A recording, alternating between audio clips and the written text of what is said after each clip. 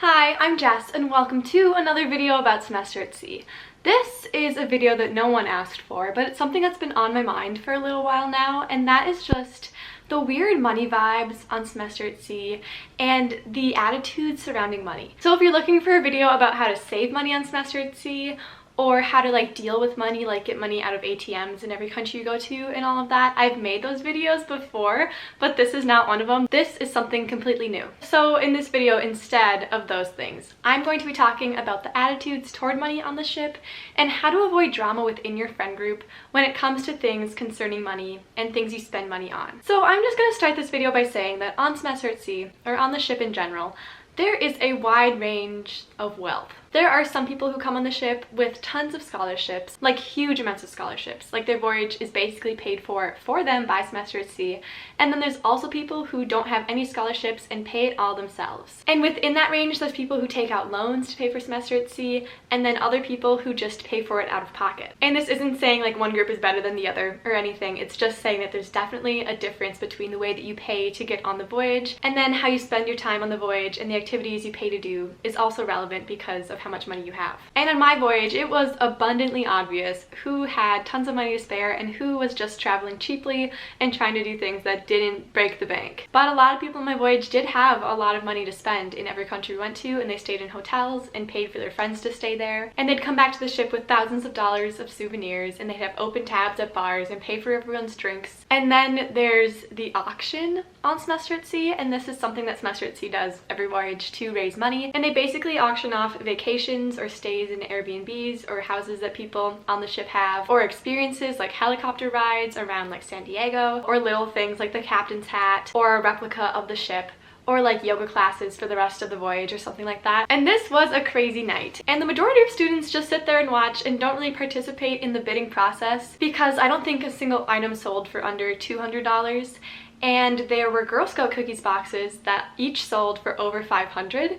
And it's fun because it's a fundraiser. So if you have the money to spend, it's really nice to spend it on these things and on these activities and Girl Scout cookies, because you can't get Girl Scout cookies anywhere on the voyage. So I know it's overkill to spend that much money on a box of Girl Scout cookies, but it's more for the cause of donating it to semester at sea. But it was kind of crazy to see some of the students on the ship, not lifelong learners or professors, but actual students, bidding on things and spending thousands of dollars, $6,000 on certain items. And that was when it really clicked for me that this is a wide range of wealth on this ship.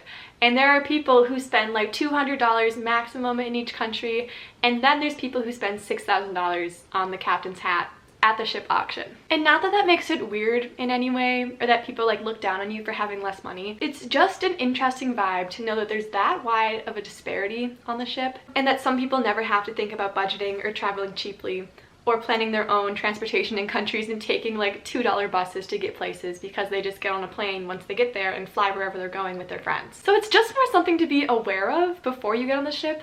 I guess it's another semester at sea secret that you're gonna realize really quickly who has a lot of money to spend on the ship, and then those who have tighter budgets. So just generally, the majority of people on the ship have budgets when they're traveling and are cautious with their money, which is good if you're traveling with friends who all have the same budget, okay? This is where we're getting into talking about friend drama surrounding money. So like I said, it's good if you all have the same budget and you're traveling together, but it's bad if someone within the group is trying to take advantage of the others and having them pay for them or anything like that. For example, there was this one guy who my friend group traveled with for a little bit in the first couple countries, and he lost his phone in one of the first countries we were in, and he had a phone that had a wallet attached to the back of it, and he had his cards in it.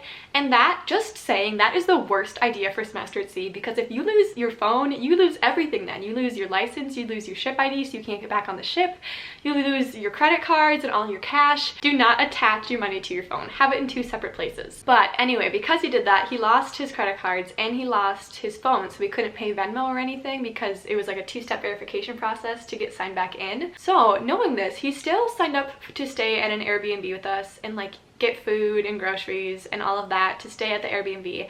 And by the end of that, he owed my friend $100 or so, and he just couldn't pay her back. And he knew beforehand that he couldn't pay her back. So I don't really know why he agreed to it without warning her. It just created a really weird situation because he couldn't pay her back in any way. So then she basically lost $100 for future countries because she hadn't budgeted into her plan that someone was just going to take advantage of her and she'd be out $100. And then another example of this is just that I had a friend who I had a Venmo request into her for a long time, and even after the voyage, and I sent a reminder through Venmo and she just never paid it, so I just kind of canceled it eventually because I was like, I guess I'll never get those $30 back. But like, what can you do at that point? I had already reminded her in person before I left the ship, and I didn't want to text her and have my first text to her after like not seeing her for a while be like, hey, can you pay me back? So I just kind of forgave that one. But it's really important to think about who you're lending money to and if they're going to pay you back, because it just sucks and creates such weird drama and tension if the people that you're traveling with don't pay you back. So with that in mind, I'm just going to tell you right now, a big piece of advice is to not make travel plans you can't afford. Even if it sounds really, really fun, if you can't afford it and you can't pay people back for the plan that you're doing, then just don't do it. If you look at your bank account and you do not have an extra $1,000 to spend at an all-inclusive resort or something, then don't agree to it. Just tell them that you can't do it and they'll figure something else out. Oh, and one other thing that happened, I guess I have a lot of stories about weird money situations, and like you will too by the end of the voyage. But one other weird money thing that happened was that there was always this girl who wanted me to take money out of the ATM for her. And then, you know, like that doesn't seem like a big deal. But she wanted to pay me back in cash every time with like American money because she brought a lot of it with her on the ship. And I had no use for that because I used my cards for most things and I couldn't transfer like American dollars, like US dollars, into the local currency that easily. So I just wasn't a fan of that situation.